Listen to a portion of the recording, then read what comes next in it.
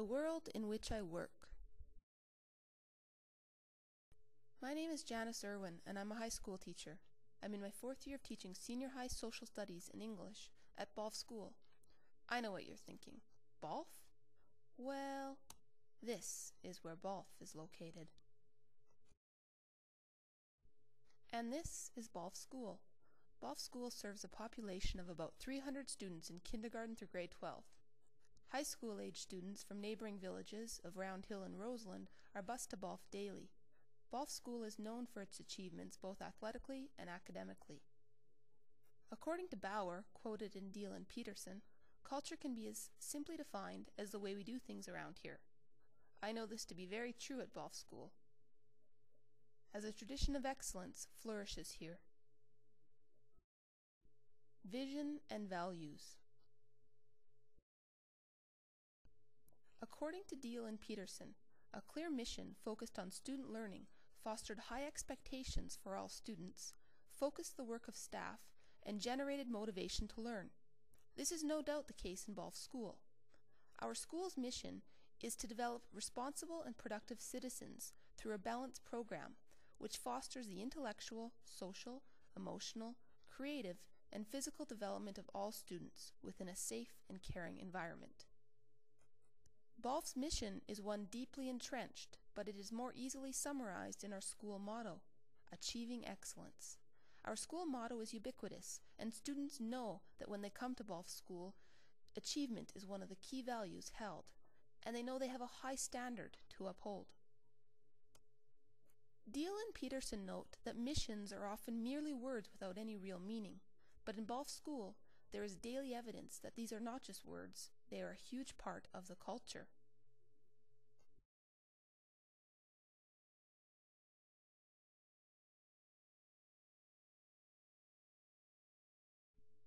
Cultural norms consolidate assumptions, values, and beliefs, and positive norms are very important. Some of the positive norms in BOLF School are very evident. For example, treating people with respect. As Deal and Peterson have pointed out, a culture of respect is central to building ties with parents and community. They note that another norm is to speak with pride about your school. Though people often look at me quizzically or laugh at me when I say I teach at BOLF, I speak proudly of my school. Yes, I chose to teach there. No, I wasn't forced. I like it there. Ritual and ceremony. It has been said that without ritual, any culture will wither and die. In BOLF School, ritual is very much apparent. From morning announcements every day to the singing of O Canada, there are rituals that our school would not be the same without. For example, our homeroom system from kindergarten to grade 12 has been in place since the school began. However, ceremonies are just as important as ritual, as schools with upbeat cultures convene ceremonies to bring people together, connecting them to treasured values and reinforcing key purposes, according to Deal and Peterson. Some of the ceremonies in our school include First Day Assemblies, where the staff is introduced to students, Color Night, where we celebrate sports accomplishments, and Achievement Night, where we celebrate academic success. And of course, we also have graduation. All of these rituals, traditions, and ceremonies are so important to BOLF School. As Deal and Peterson note, they provide everyone a chance to reflect on what is important and to connect as a community. History and stories. BOLF School was built in 1950.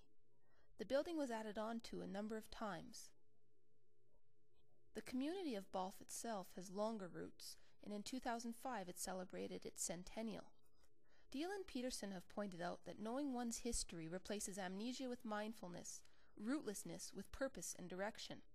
One of the areas that isn't too strong in our school is history. We don't have much for archives, aside from some things hidden away in boxes.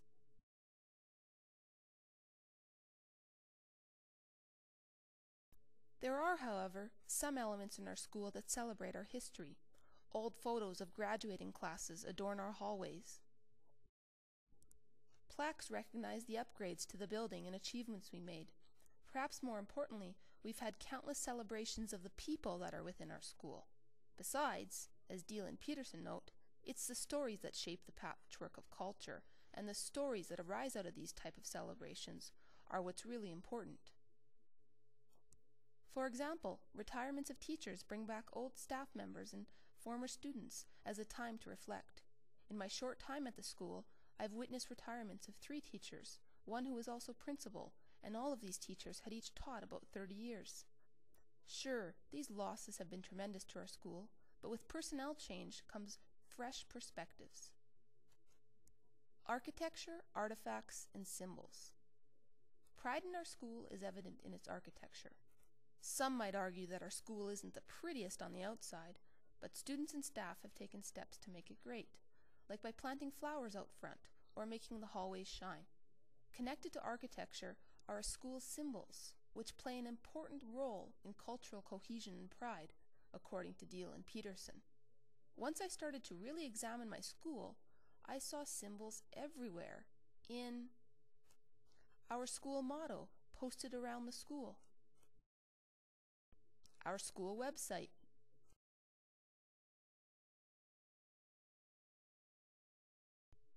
the banners on our gym walls,